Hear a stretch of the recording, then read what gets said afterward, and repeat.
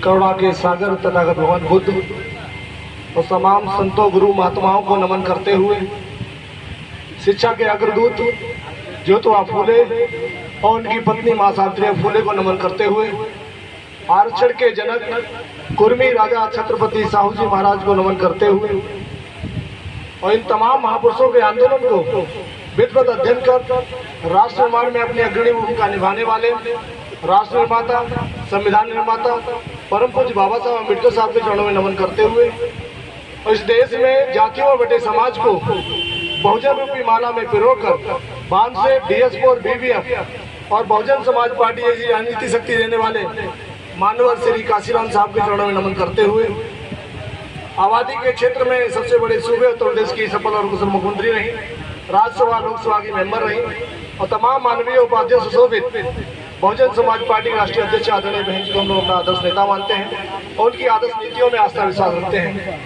आज साथियों, ये लंबा जो प्रदर्शन धरना चल रहा है डॉक्टर रितु जी के समर्थन में, खासकर उनके ऊपर जो शोषण अत्याचार हुआ, जो शोषण होते आ रहे हैं हमारे समाज पर, नौजवानों पर, खासकर जो प्रोफेसर एसोसिएट हैं या छात्र हैं, उन तमाम घटनाओं का यही जो कार्यक्रम है, मुझे लगता है कि लास्ट कील होगी।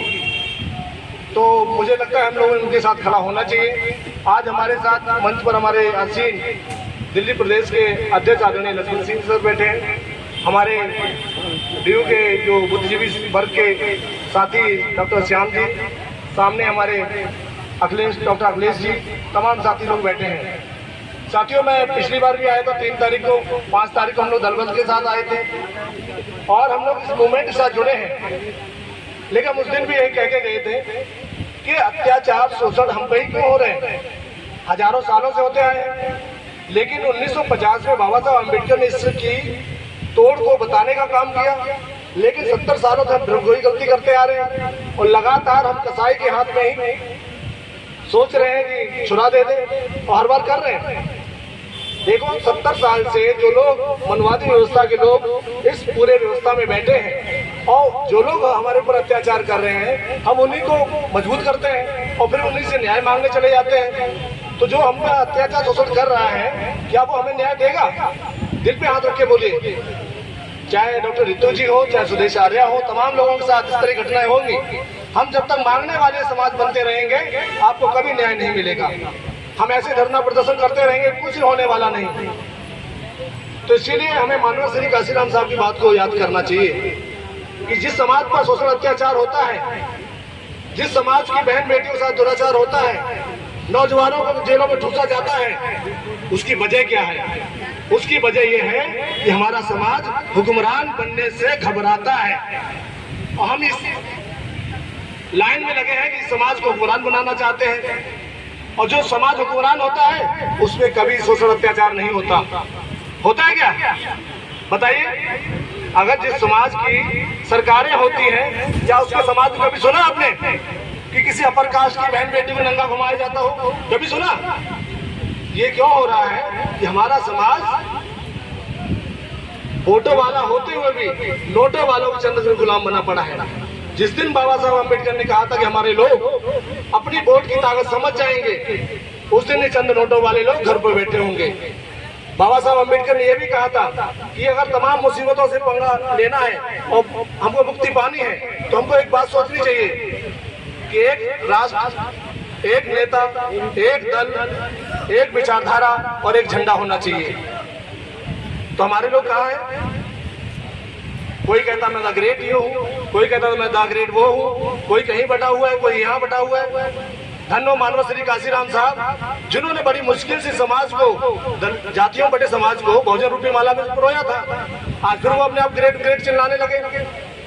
हमें आज भी समझना चाहिए बाबा साहब अम्बेडकर की जो मूल व्यवस्था थी, इस देश में हम लोग संगठित होकर ही ताकतवर बन सकते हैं।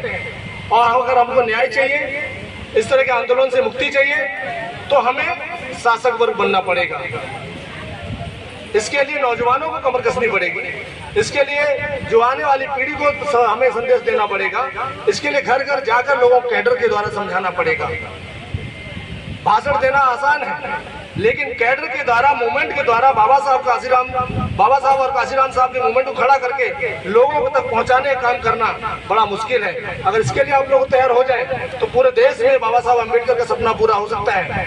इस देश में हम लोग राजा बन सकते हैं।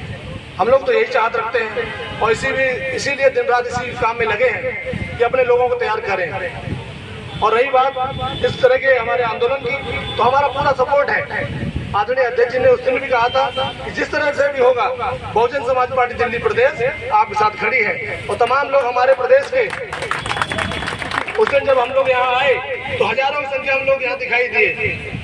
पहली बार हमने दिल्ली विश्वविद्यालय नीला दिखाई दिया जब यहाँ चुनाव चल रहा था छात्र का। वो छात्र का चुनाव भी दब गया हमारे नीले झंडे के तले। तो हमें देखना चाहिए कि नीले झंडे की ताकत क्या है, बाबा साहब अम्बेडकर की आइडियोलॉजी की ताकत क्या है। तो हमें इस ताकत के साथ जुड़ना है।